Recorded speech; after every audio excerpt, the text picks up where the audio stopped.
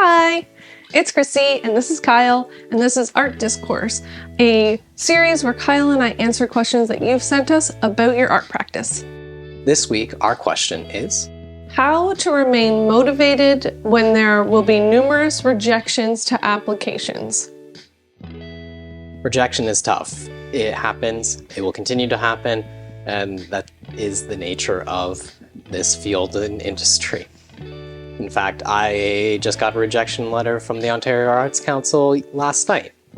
Unfortunately, not going to get that project. Hello, it's me again. I'm calling from a faraway land.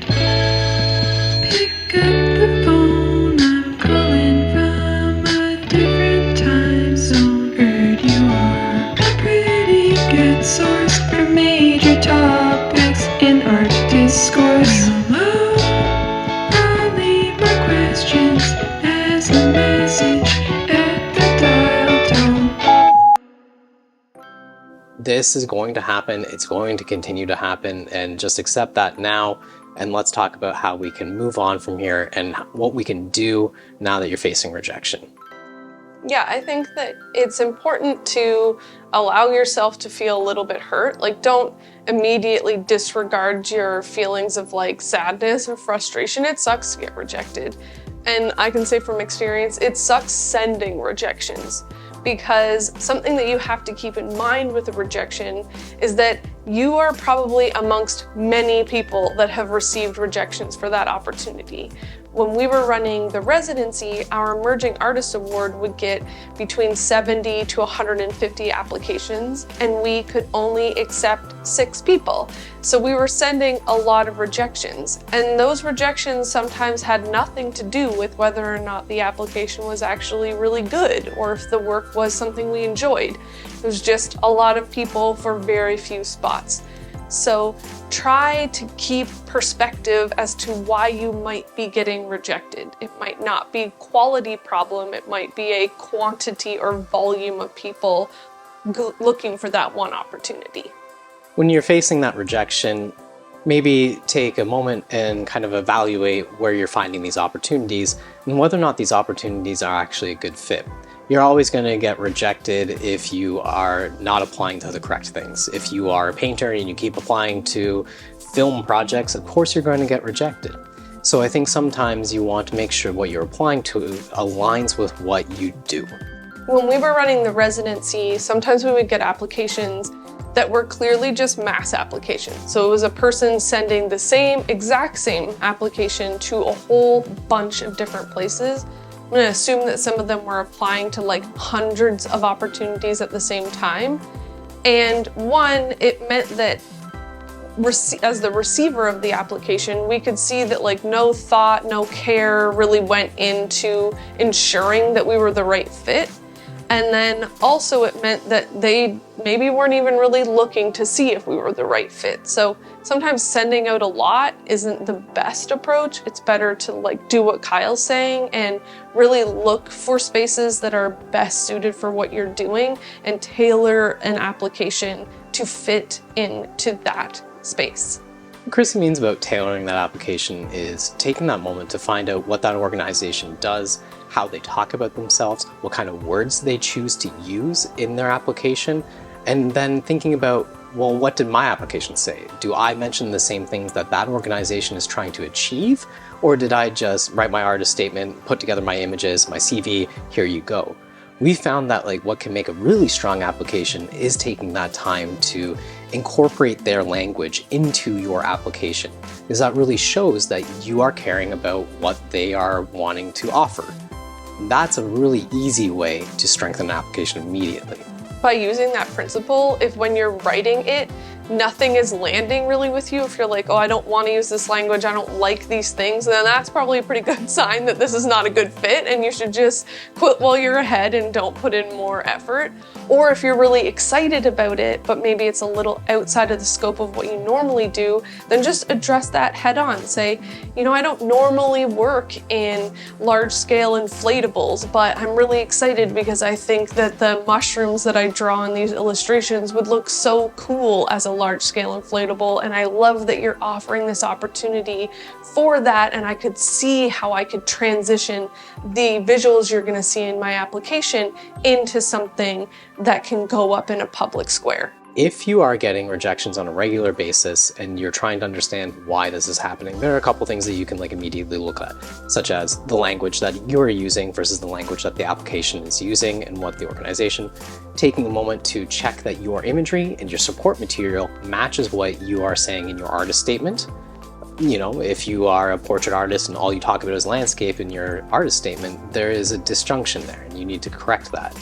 You could take a moment to look at the quality of your images and make sure that your images are depicting what you're talking about in the best way possible.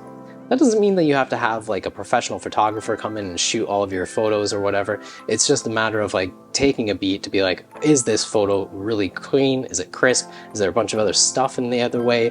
Is this sculpture that I photographed actually being communicated well?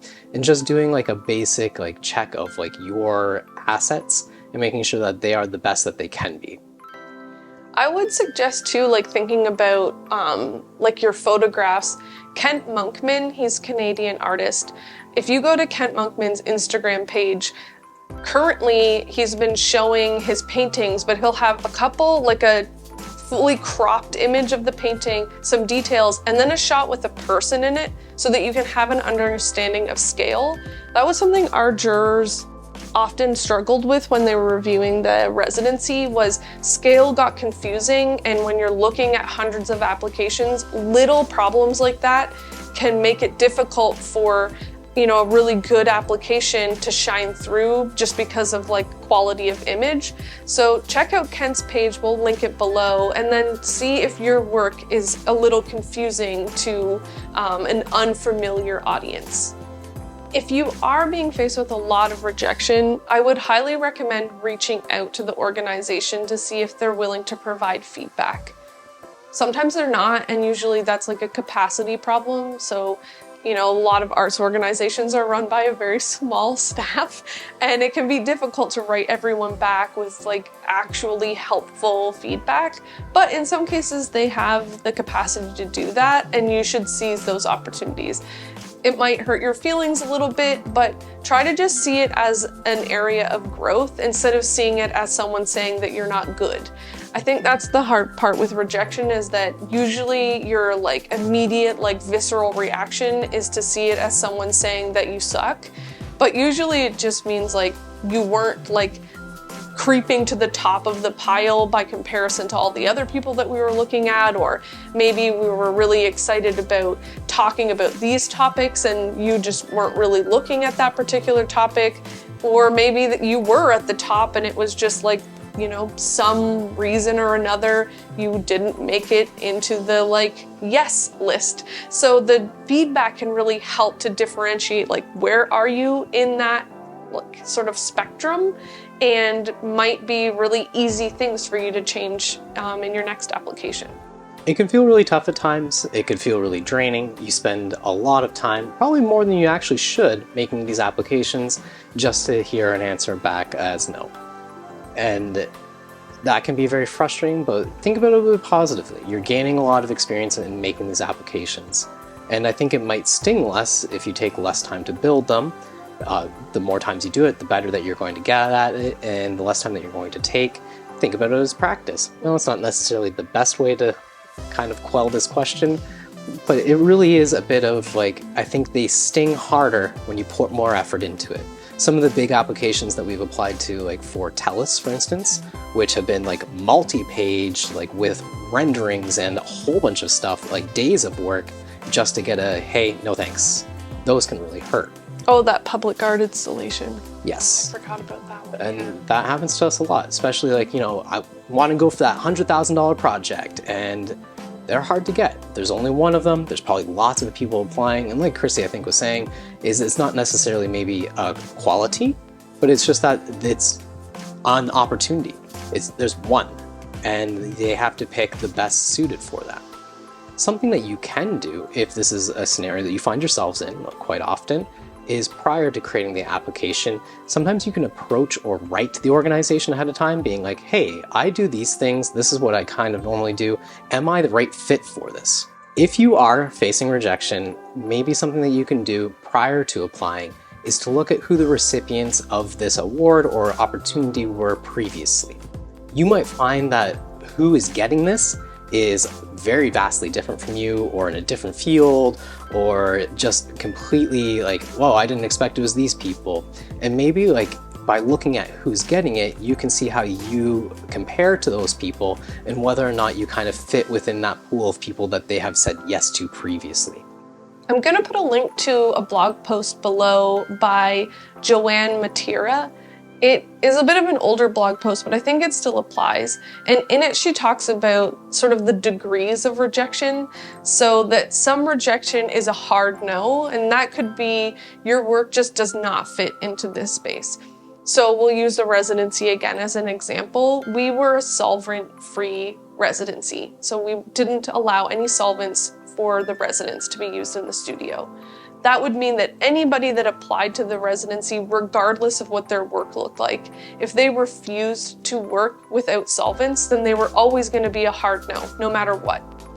Then there's sort of a soft no, and those people, you know, maybe it's a gallery that isn't looking to take on new artists right now, or maybe they don't have, they're waiting to have like grants approved, so they need more time.